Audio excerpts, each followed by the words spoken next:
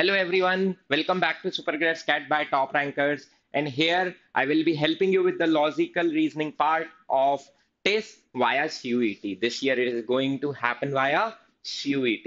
ये सब हम पहले ही डिस्कस कर चुके हैं. We will be continuing with the further parts of logical reasoning which appears in CUET और जिस पे हमारी कमांड होनी चाहिए.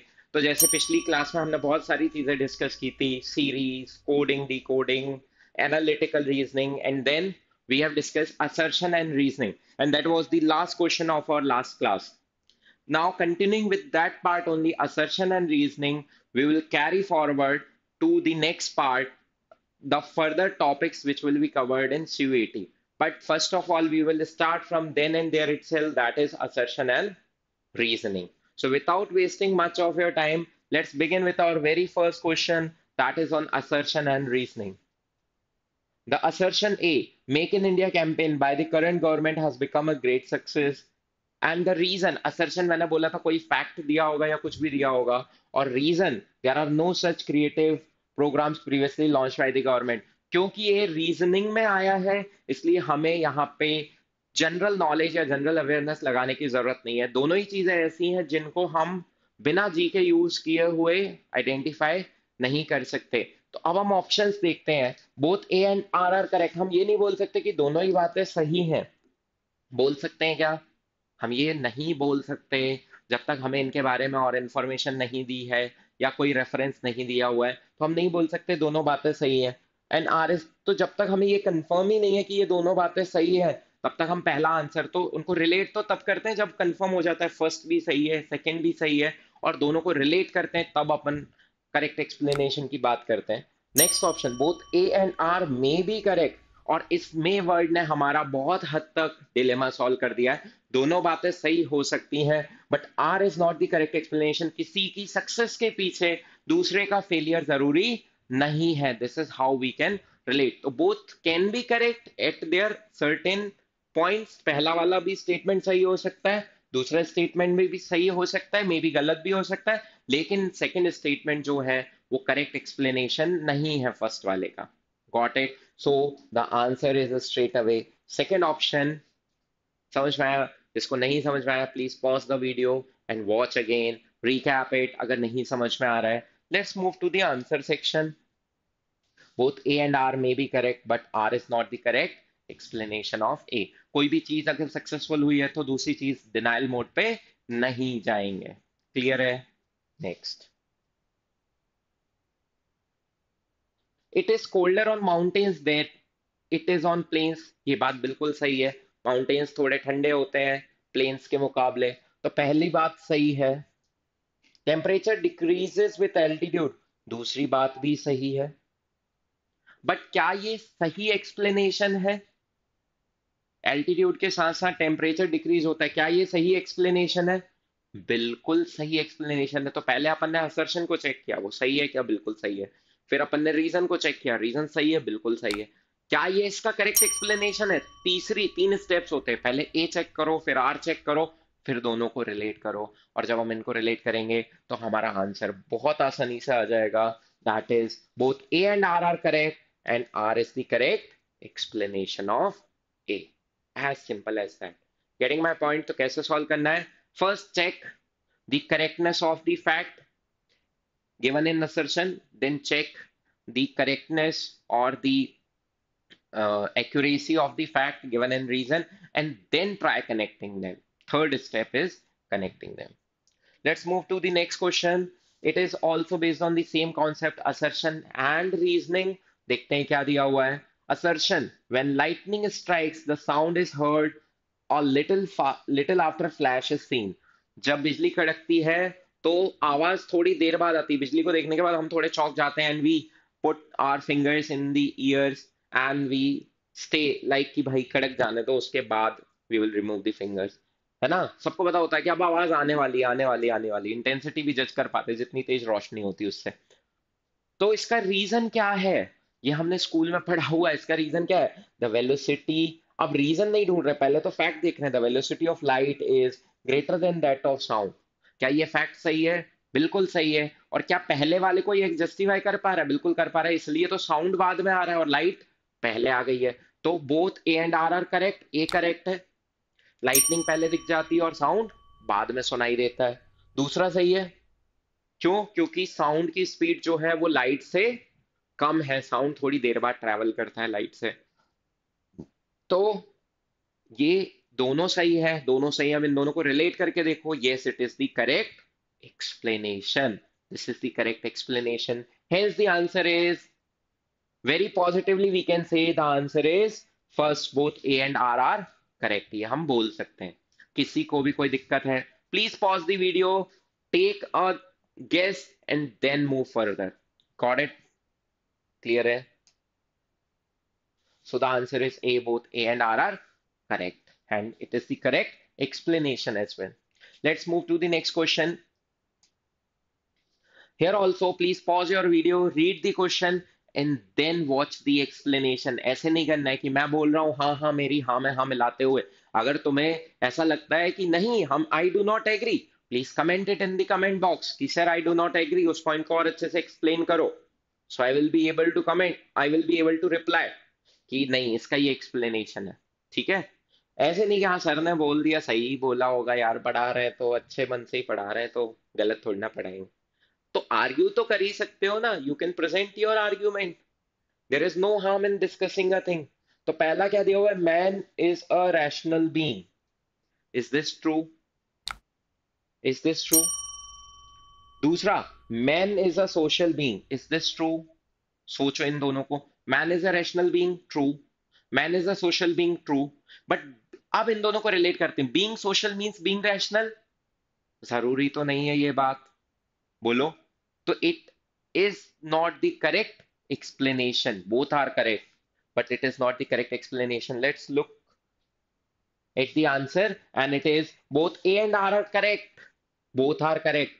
But being socially does not imply that man is being rational because he is being social. ठीक है? Social होने से रैशनल होने का कोई संबंध नहीं है। क्लियर है?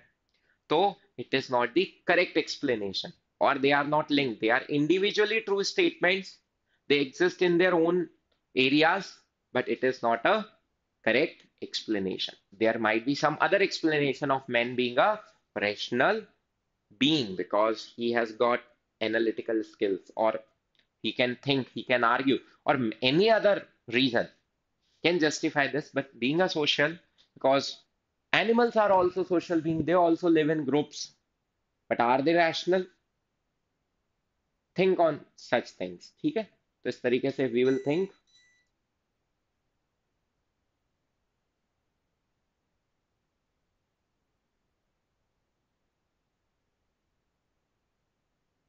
तो we have discussed, इस तरीके से हम सोचेंगे और उसके आगे बढ़ सकते हैं. Let's move to the next question.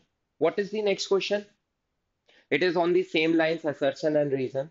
The environment has degraded during the past several decades. Is that true? Yes, it has degraded. पहले से खराब हालात हैं. Next, the urban sprawl of the world has been growing significantly. Urban sprawl of the world is growing significantly. तो is this one of the reasons? पहले तो ये check करो, अर्बन स्प्रॉल बढ़ता जा रहा है, बिल्कुल बढ़ता जा रहा है। तो पहले assertion चेक किया, ट्रू है। रीजन चेक किया, ट्रू है। Is this the correct explanation? Yes, it is one of the reason, and if it is one of the reason, it correctly explains the given argument. So both A and R are correct, and R is the correct. Sprawl means फैलाव, शहर का जो, जिसको हम बोलते हैं कि फैलता जा रहा है, फैलाव जो है वो बढ़ता जा रहा है, अर्बनाइजेशन जो है वो बढ़ता जा रहा है, उसकी वजह से एनवायरनमेंट डिग्रेड हो रहा है क्या? हाँ, बिकॉज डिफॉरेस्टेशन करना पड़ता है, इंडस्ट्री लगानी पड़ती है, और भी चीजें करनी पड़ती, कंस्ट्रक्शन करना पड़ता है, इंफ्रास्ट्रक्चर डेवलप करना पड़ता है, इन एवरीथिंग पावर जनरेट करना पड़ता है, पावर रिक्वायरमेंट होती, फ्यूल रिक्वायरमेंट होती, and all of these things lead to carbon emission or lead to environment degradation. So this is the correct explanation. So the correct answer, we have already discussed, it is A, that A and R both are correct and R is the correct explanation. Let's move to the next question. Now, this question is based on ranking कैसे solve करते हैं वो discuss करते हैं। ठीक है। Ranking का जो कॉन्सेप्ट होता है वो क्या होता है कि अगर मैं 1, 2, 3, 4 और 5 लोगों की बात करूं तो इसकी रैंक फर्स्ट है, इसकी सेकंड है, ये थर्ड है, ये फोर्थ है, ये फिफ्थ है फ्रॉम दी फ्रंट। लेकिन फ्रॉम लास्ट फर्स्ट कौन है? Fifth person. तो सपोज ये फर्स्ट है, ये सेकंड है फ्रॉम लास्ट, ये थर्ड है, ये फोर्थ है और ये फिफ्थ है। क्लियर है? तो अगर मैं बोलूं सेकंड फ्रॉम द लास्ट तो कैसे निकालेंगे? 5 - 2। तो इससे तो कौन सा बंदा आ जाएगा? ये। मान लो मैं लिख लूं A B C D E। तो थर्ड फ्रॉम द लास्ट हमें काउंटिंग में तो दिख रहा है C है, पर 5 minus A second from the last अगर मैं बोलूं तो सेकेंड फ्रॉम द लास्ट हमें दिख रहा है D है, पर अगर मैं काउंटिंग में देखूं तो 3 नंबर वाला आ रहा है, और 3 नंबर वाला तो कौन है? C है। लेकिन सी से नेक्स्ट पर्सन है तो हमें क्या करना पड़ेगा? +1। तो कौन सा बंदा आ जाएगा जिसकी एक्चुअल फोर्थ रैंक है, या जो फोर्थ पर्सन है वो होगा। तो इसके लिए अपन क्या करते हैं, जनरलाइज कर लेते हैं कि टोटल लोग N - R। मान लो किसी बंदे की N टोटल पर्सन है एंड R उसकी रैंक है, तो अगर हमें लास्ट से उसकी रैंक निकालनी है तो लास्ट से रैंक निकालने के लिए N - R +1 कर देंगे। N क्या है? टोटल। R क्या है? उसकी रैंक फ्रॉम बिगनिंग। और +1 क्यों? क्योंकि उस पोजीशन को अपन ने माइनस, जब अपन ने 2 पर्सन सब्ट्रैक्ट किए तो अपन ने फर्स्ट पोजीशन और सेकंड दोनों माइनस करी, बट हमें सेकंड पोजीशन चाहिए तो वो पोजीशन हमने को ऐड करनी पड़ेगी। वो पोजीशन ऐड करनी पड़ेगी, इसलिए +1। तो N - R +1, this will be the rank of a person, rank of rth person from and. अगर मैं पीछे से देखूं तो किसकी रैंक है? ये rth पर्सन की रैंक है फ्रॉम एंड। तो पीछे से रैंक निकालने के लिए अगर 10 लोग हैं तो पीछे से दूसरी रैंक किसकी होगी? 8वें बंदे की या 9वें की? 9वें की होगी। क्लियर है? कोई भी दिक्कत किसी को भी? ठीक है। तो पॉज करके please note down this and then come to the question. अब क्वेश्चन पढ़ो। In a row, Raghav is 15th from the left, while Ridhima is 56th from the right. Raghav जो है 15th फ्रॉम द लेफ्ट, 1, 2, 3, 4। तो यहाँ पे Raghav is 15th। तो इसके इधर कितने लोग होंगे? 14 लोग होंगे। ये खुद कौन सा 15th? And Ridhima is 56th from the right hand and 16th from Manish. ठीक है। रिधिमा यहाँ से 56th नंबर पे है।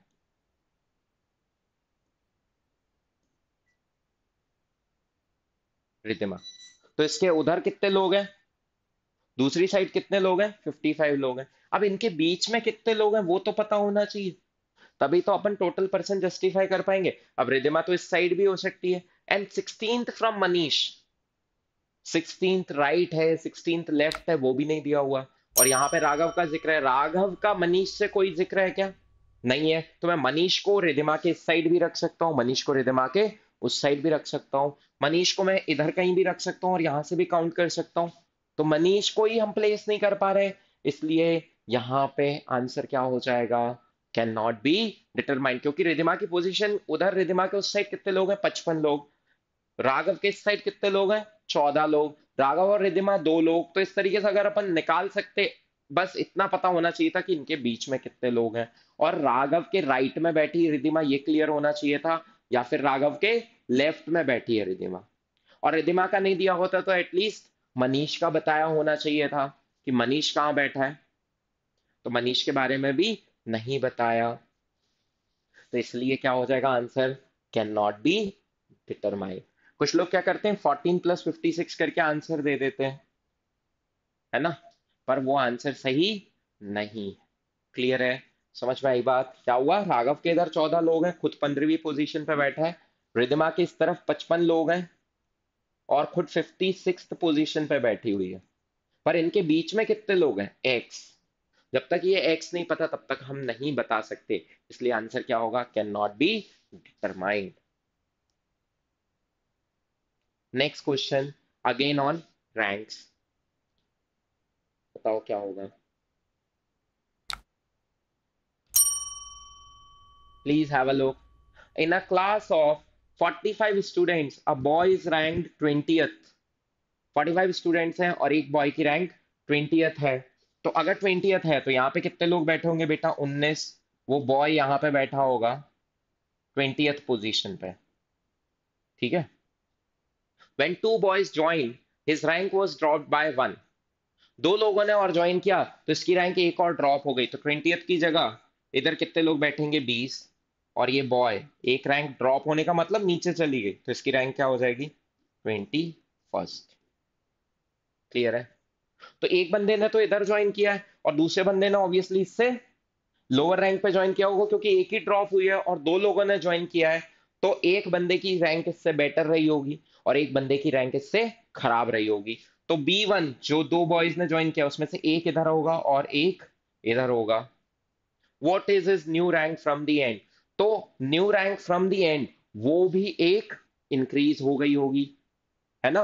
तो अभी टोटल नंबर, अभी कितनी रैंक है इसकी? 21st है, हमें ये क्लियर है। और टोटल नंबर ऑफ स्टूडेंट्स या total number of boys in the row कितने हैं? पहले कितने थे? 45। अब टोटल बॉयज कितने हो गए?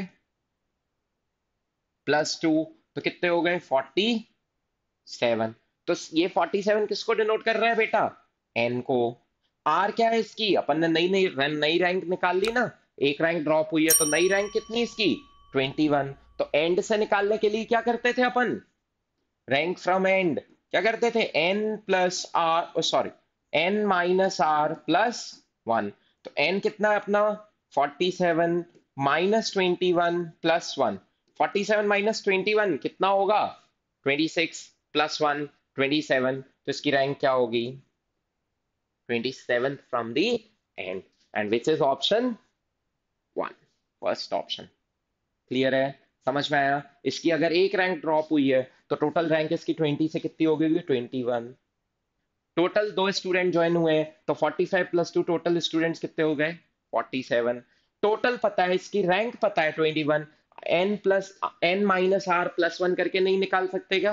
बिल्कुल निकाल सकते हैं। तो N minus R plus 1 is the rank of the person from the end. तो एन कितना है? 47 minus 21 plus 1, that is the rank of the person. किसी को भी कोई दिक्कत इसमें? समझ में आई बात? नहीं समझ आई? Please pause the video, take few moments, realize, analyze, and then solve, and then move further. With this, we'll move on to the correct answer, which is 27th. Yes. And then to the next question. तो इस तरीके के छोटे questions भी आते हैं, चिल्लर questions. एक एक क्वेश्चन एक रैंक पे आ गया, एक आपका कोडिंग डिकोडिंग पे आ गया, एक एनालॉजी पे आ गया। और कुछ पजल बेस्ड क्वेश्चंस भी आते हैं कि सिंपल पजल दी हुई है आपको और आपसे बोला है कि इस पर बेस आंसर्स दो। तो पजल बेस्ड क्वेश्चंस भी होते हैं। Let us go through the puzzle. 8 railway stations A, B, C, D, E, F, G, H are connected either by two-way or one-way passages. One-way passages are C to A। C से A तक one-way passage है। E to G। अब अगर तुमने C और A लिख लिया तो पहले C और A के सारे कनेक्शंस देख लो। G to C, E to C, G to C के बाद क्या लिखा हुआ है? E to C। तो E मैं यहां लिख लेता हूं, E से भी C जा सकते हैं।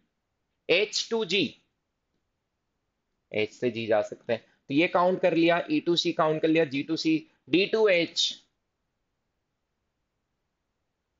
B to F and E to G। तो C to A, E to G, E to G एक और आपका ये रास्ता भी है E से G तक। Next, two way. अब हमारा कौन सा? सी टू ए अपन ने बना लिया, ई टू जी अपन ने बना लिया, बी टू एफ नहीं बना पाए क्योंकि डी और एफ दोनों ही हम नहीं बना पाए। डी टू एच बना लिया, तो सारे ये वाली यूटिलाइज कर लिए। अब आगे बढ़ते हैं बेटा।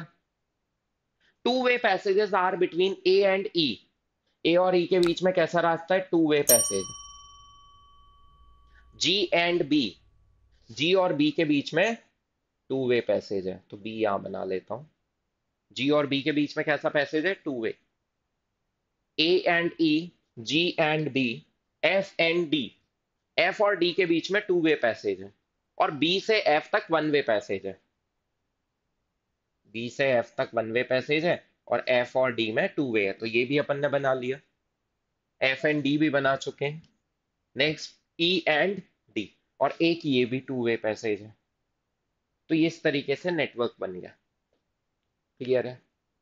कोई भी दिक्कत? डी एच जी सी ए, ई नीचे बनाना है, एफ भी ऊपर बनाना है। क्लियर है? कोई भी दिक्कत? जब आपने ये बना लिया, अब कुछ बचा ही नहीं है, कुछ नहीं दिया हुआ, तो बहुत ही सिंपल था। जो जो वो बोलते गए वैसे वैसे हम स्कीम ड्रॉ करते गए, और स्कीम ड्रॉ करके फाइनल स्कीम आपके सामने किस तरीके से शहर के सारे रास्ते दिखते होंगे, या किस तरीके से ये 8 रेलवे स्टेशन कनेक्टेड होंगे।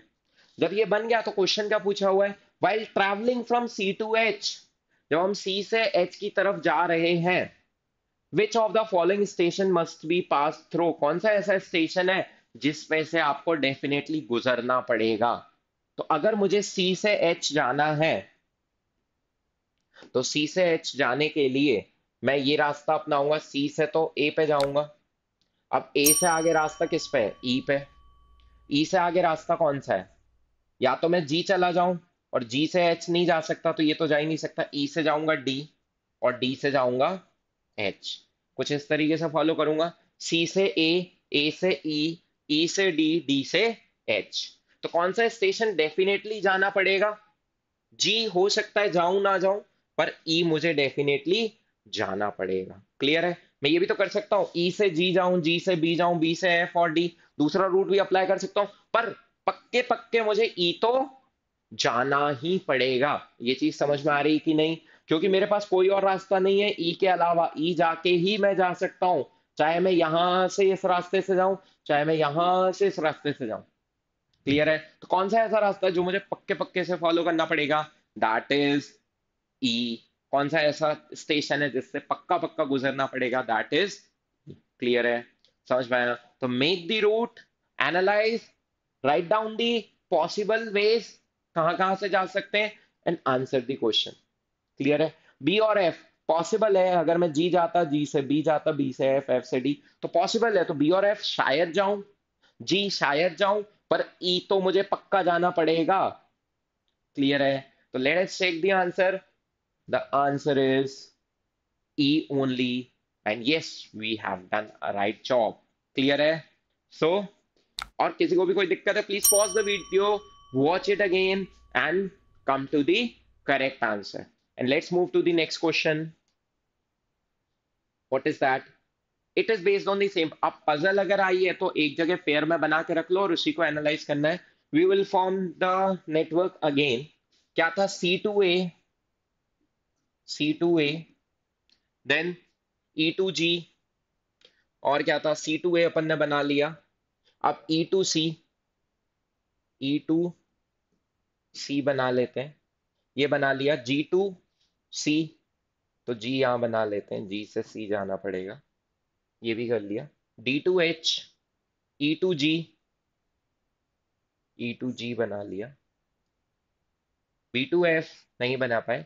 D2H, H2G, D2H and H2G,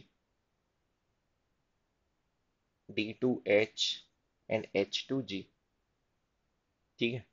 ये इस तरीके से है। तो एक बार चेक कर लेते हैं। C2A, E2G, B2F अभी बनाया नहीं है, D2H, फिर G2C, E2C and H2G, ये सारे यूज कर लिए। A and E, there are two-way passages between A and E, ये टू-वे पैसेजेस हैं। G and B, G और B के बीच में टू-वे पैसेजेस हैं।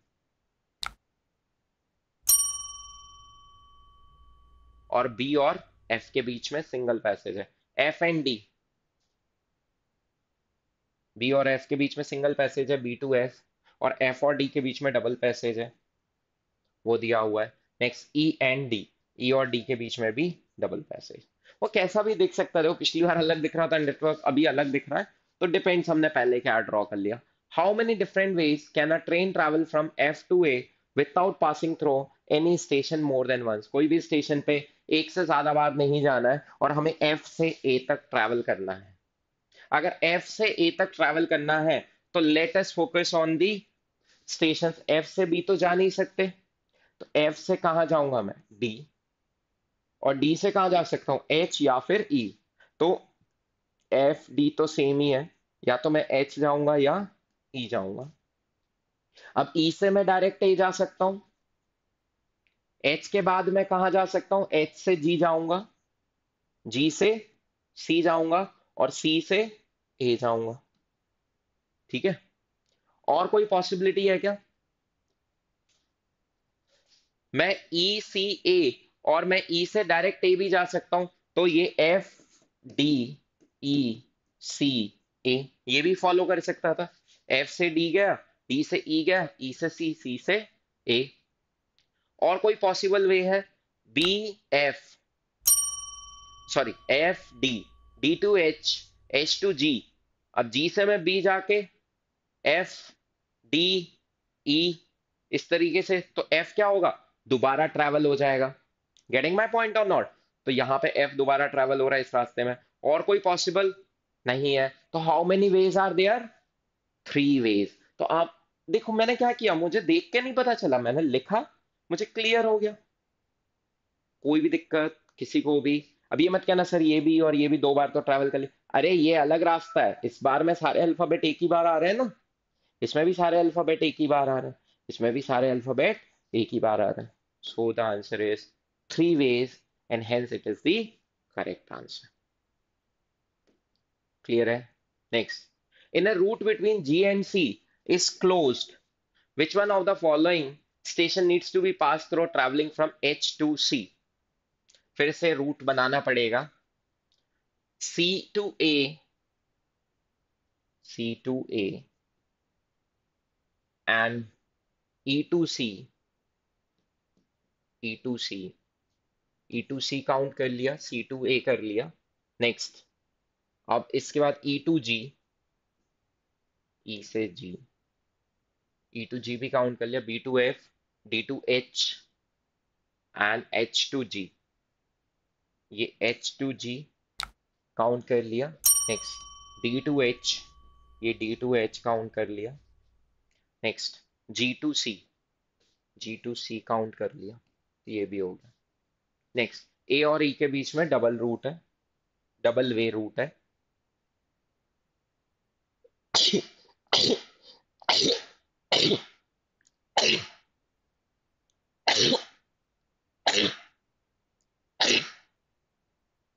F and B, E and D, E and D के बीच में डबल रूट है, ये वाला भी अपन ने लिख लिया।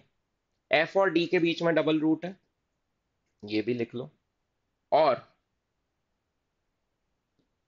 जी और बी के बीच में डबल रूट है,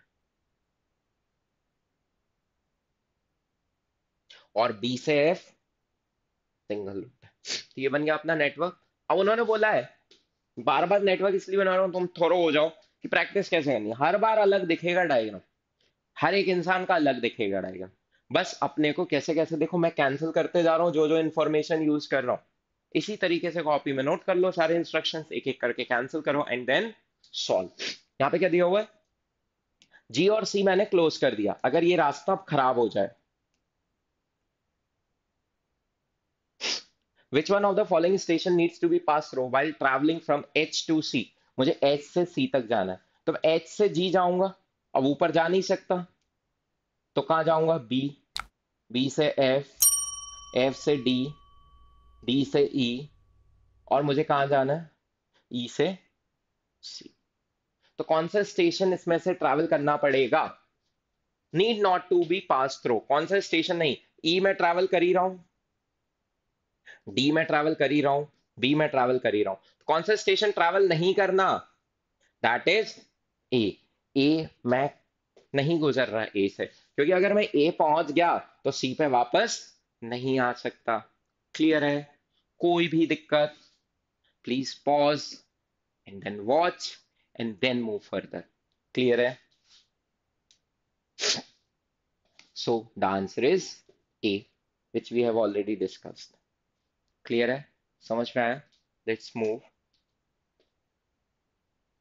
What now? This is the new topic. तो हमने अलग अलग वैरायटी देख ली, रैंकिंग देख ली, then we have seen assertion reasoning at the beginning, and after that we have also seen a puzzle based question. तीन क्वेश्चन थे एक ही पजल पे बेस्ड, वो देख लिए. Now this is the new thing that is introduced, that is calendars. तो calendars कैसे solve करते हैं, क्या क्वेश्चंस होते हैं, वो डिस्कस करते हैं. या तो डायरेक्ट डेट पूछी होती है, जो कि क्वेश्चन ये है. And further in the upcoming classes we will discuss more parts of logical reasoning starting from calendar only. Calendar से ही शुरू करेंगे, सो एक लिंक बना रहेगा. और उसके बाद we will move further to other topics, other aspects of logical reasoning which comes in CUET. अब यहाँ पे कौन सी वेराइटी है जहां पे डायरेक्टली आपसे डे पूछ लिया गया ऑन अ पर्टिकुलर डेट, इस दिन कौन सा डे होगा. तो answer will be Valentine's day. 14 फरवरी है ना. सो ऐसे आंसर नहीं, day means actual day from the days of the week. 14 फरवरी देख के खुश हो गए, अरे ऑप्शन में ही नहीं था, नन ऑफ दीज है, टिक कर दो. वैलेंटाइंस तो ऑप्शन में नहीं. They are asking the actual day on 14 फरवरी 2009. तो जब भी ऐसे होता है, first of all we should know certain facts कि in 1 year there are or there is one odd day if it is a one normal year. अगर एक नॉर्मल ईयर है तो वन ऑड डे होता है. ऑड डे मतलब the day which is not part of the week, है ना. जैसे मैं आज मंडे है, तो मंडे से अगले मंडे तक जाऊं, तो मंडे से संडे तक पूरे 7 दिन मिलेंगे वीक के, पर अगला मंडे जो है वो एक्स्ट्रा है, तो that will be called as odd day. The day which cannot be the part of any week is called the odd day. One leap year में कितने होते हैं? वन लीप ईयर में 2 odd days होते हैं. कैसे निकालते हैं ऑड डेज? लीप ईयर में कितने दिन होते हैं? 366 डिवाइडेड बाय 7 इंटू 5 माइनस 35 बचा 1, 6 माइनस 14 ट्वाइस, तो 2. तो जो ये रिमाइंडर होता है, यही क्या होता है? Odd day. जो ये रिमाइंडर होता है वही होता है ऑड डे. तो लीप ईयर में कितने ऑड डे? 2. कितने वीक? 52 वीक्स. याद रखना इस चीज को, कितने वीक्स होते हैं? 52 वीक्स होते हैं हर साल में. फिर एक एक्स्ट्रा दिन बचता है या 2 एक्स्ट्रा दिन बचते हैं जो कि कोई वीक फॉर्म नहीं कर पाते. नेक्स्ट, अगर मैं 100 ईयर में बात करूं तो 5 होते हैं इसी तरीके से अगर कैलकुलेट करें. 200 ईयर में बात करूं तो 3 होते हैं. 300 ईयर्स में बात करूं तो 1 ऑड होता है. और अगर 400 में बात करूं तो 0 ऑड होता है. हर 400 साल बाद डेफिनेटली कैलेंडर रिपीट होता है, मतलब सारे वीक फॉर्म हो जाते हैं. इसकी कैलकुलेशंस क्या है वो मैटर नहीं करती किस तरीके से वो इसी 7 से डिवाइड कर करके निकाला है, बट हमें ये फैक्ट्स याद होने चाहिए कि एक लीप ईयर में कितने होते हैं, एक ईयर में कितने होते हैं, 100 में कितने होते हैं, 200, 300, 400. हर 400 साल के बाद कैलेंडर रिपीट होता है. बीच में भी होता है, जब आपके ऑड डे 0 हुए कैलेंडर रिपीट हो जाएगा. इनफैक्ट जनवरी का कैलेंडर अक्टूबर में रिपीट हो जाता है. क्यों? क्योंकि जनवरी से अक्टूबर तक अगर तुम नॉर्मल ईयर है और काउंट करो नंबर ऑफ ऑड डेज, तो वो 7 के मल्टीपल में आ जाते हैं. और अक्टूबर का कैलेंडर एग्जैक्टली वैसा ही होता है जैसा आपका जनवरी का कैलेंडर होता है. अगर जनवरी 1 मंडे को था तो अक्टूबर 1 मंडे को होगा. जनवरी 31 अगर थर्सडे को था तो अक्टूबर 31 थर्सडे को होगा. क्लियर है? उसी हिसाब से चलता रहता है. तो ये अपने को कुछ फैक्ट्स पता होने चाहिए. और अगर ये फैक्ट्स पता हो गए, फिर कैसे सॉल्व करना है, तो इस क्वेश्चन से सीखते हैं. बड़े से छोटे की तरफ आएंगे. सबसे पहले बड़ी चीज क्या है? 2009 साल. तो उसमें सबसे बड़ा मल्टीपल किसका आ रहा है? 100, 200, 300, 400 में से किसका मल्टीपल है सबसे बड़ा? 400 का मल्टीपल 2000. तो 2000 साल में कितने ऑड डेज हो गए? 0. क्योंकि 400 में 0, फिर 400 में 0, ये 400 का मल्टीपल है, तो इसमें कितने ऑड डेज? 0 odd days. तो 2000 साल में कितने ऑड डेज बेटा? 0. अब 2000 से लेके 2009 तक जाना है, तो 2000 में तो 0 ऑड डेज हो गए, तो मतलब 2001 में 1 ऑड डे आएगा, 2 में 2 ऑड डे आएंगे, 3 में 3 ऑड डे हो जाएंगे. पर 2004 में 2 ऑड डे आएंगे, इसलिए कितने ऑड डे? 5 odd day. तो हर 4 साल में कितने ऑड डे होते हैं? 5. तो 2008 तक अगर मैं जाता हूं तो कितने ऑड डे हो जाएंगे बेटा? 10 ऑड डेज। ठीक है, अगर मैं 2008 तक जाता हूं तो कितने ऑड डेज हो जाएंगे? 10 ऑड डेज। और 2008 के भी अभी 8 खत्म हुआ है, और 2008 में मुझे जनवरी, अब 2009 शुरू होगा। इस ईयर में कौन सा महीना पहुंचना है मुझे? फरवरी तक। तो नेक्स्ट मंथ कौन सा है? पहला महीना कौन सा है? जनवरी। जनवरी में कितने डे? 31। 31 डिवाइड बाय 7, कितना रिमाइंडर? 3। 3 रिमाइंडर मतलब कितने ऑड डे? 3 odd day. फरवरी में कितने दिन? फरवरी में तो अभी 14 डेज ही हुए हैं, पूरा महीना भी नहीं हुआ। और 14 डेज में कितने odd day? 14 divide by 7, that is 0। तो टोटल ऑड डेज कितने हो गए? 10 + 3, 13 ऑड। अब 13 is divisible, 13 is greater than 7, तो इसको फिर से 7 से डिवाइड कर दो, तो रिमाइंडर कितना आएगा? 6। तो कितने ऑड डेज? 6 ऑड डेज, या फिर 6th odd day. First odd day Monday होता है, second Tuesday, third is Wednesday, fourth is Thursday, fifth is Friday, and sixth is Saturday. 1 2 3 4 इस तरीके से चलता है। फर्स्ट को मंडे, सेकंड को ट्यूसडे, थर्ड को वेंसडे, फोर्थ को थर्सडे, फिफ्थ को फ्राइडे, सिक्स्थ को सैटरडे, सेवंथ को Sunday, then first Monday again, eighth जो कि 1 ऑड डे। तो 6th ऑड डे क्या होगा? Saturday. Hence the answer is Saturday. So you can answer it and move further. Correct answer is Saturday. Yes, we have done a right job.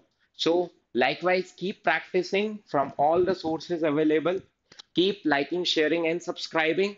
And also do comment in the comment box so that we can help you with your queries, your doubts, or whatever help you need during this course of preparation. Thank you. I would like to take your leave and will be coming up with a new video on more concepts of logical reasoning. Have a nice day.